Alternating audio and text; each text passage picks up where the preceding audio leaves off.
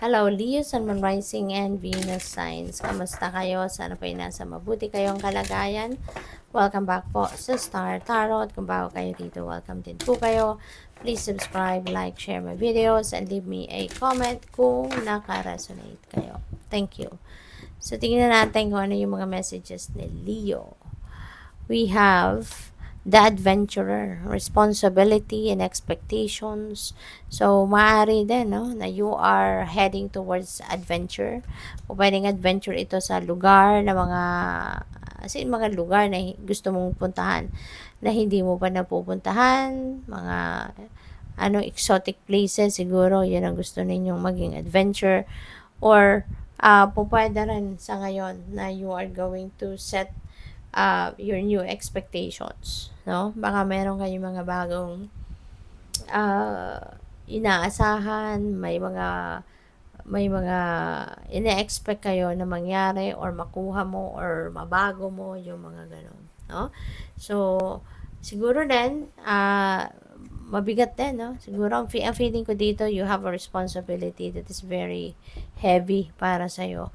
Baka meron kang responsibilidad na nandiyan dyan sa balikat mo sa ngayon na mabigat, no?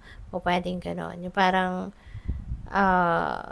maybe nahihirapan ka, no? Baka nahihirapan ka ng, tumayo or gampanan, diba? Ang responsibilidad na ito. So, tignan natin kung ano pa yung mga messages para sa'yo.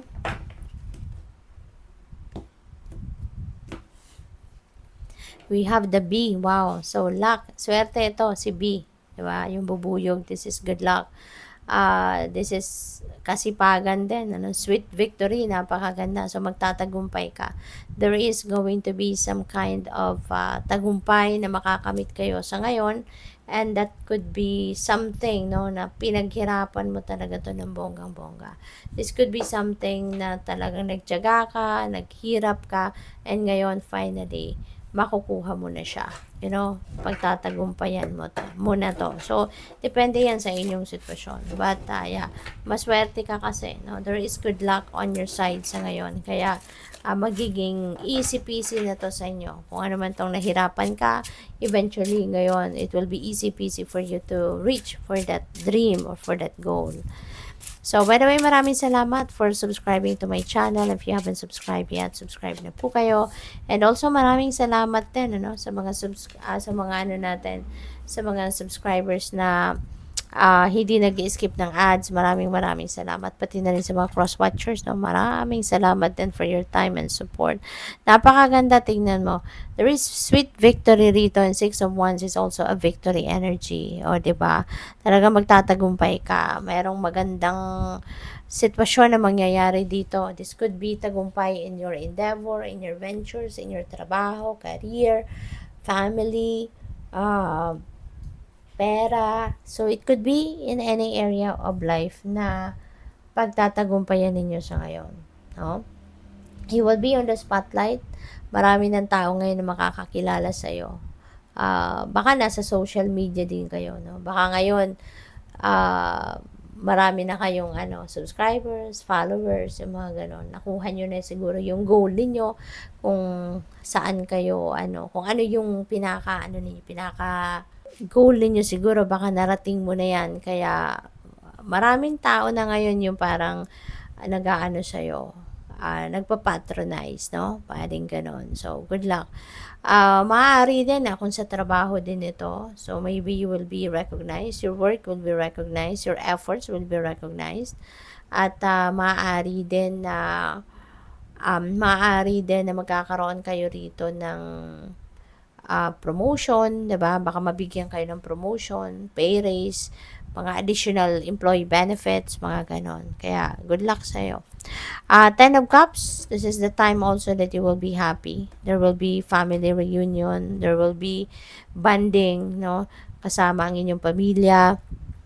Maaari din na meron kayo ritong love, harmony within the family.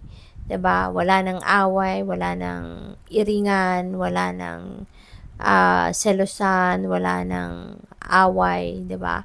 So everyone is just going to be very happy with the company of another family member, no? So magandang samahan. With the lovers, pwedeng ang iba sa inyo rito masaya din sa pagdating sa relationship, no? Maaari din ang iba sa inyo rito, if you are still single, baka kayo ipapasok ngayon sa bagong love and romantic relationship.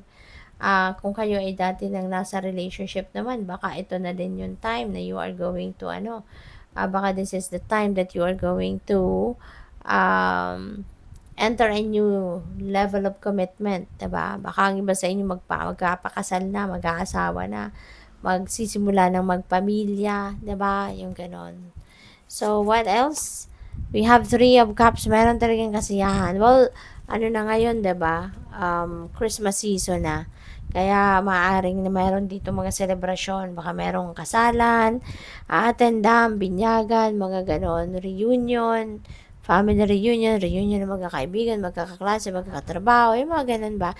Or, since meron kayong victory dito, meron kang victory dito, so baka ito, kung ano man yung swerte na yan, babarating, ano man blessing na yan, maaaring yan ang isa-celebrate mo. Kaya maaaring ikaw ay magpapaparty, magsasaya, hindi ba? So, pwedeng ganon. Temperance, patience, no? Your patience is going to pay off. Maaring yung blessing na to, yung swerte na yan, 'di ba? Yung victory na yan, matagal mo nang hinintay at yan ay isa sa mga ipagpapasalamat mo. Maaring yan ay isa sa matagal mo nang hinintay, and now all the effort that you've done is paying off. Yung kasiyahan ng pamilya, yung magkakasama, sama ang pamilya, maaring matagal mo na din hinahangad yan, maaring matagal mo na din hinihintay ang pagkakataon na yan. Kaya ngayon, this is also the time siguro that you are going to maaring yan ngayon ang matagal mo na din na hinintay, at ngayon dadating at mangyayari na. Kaya you have all the reason to celebrate. You have all the reason to be grateful, no? Sa mga blessings na ito. So, what else? We have Queen of Cups. Ayan. There's always someone dito, no? Beside you or behind you. Someone, a woman that is always supportive of you. A woman na maaring laging nandiyan dyan para suportahan ka, gabayan ka. 'Di ba? Maaring siya yung nag-i-inspire sa'yo. Lagi siyang nandyan. So, good luck sa'yo. Thank you for watching Love and Light. Namaste.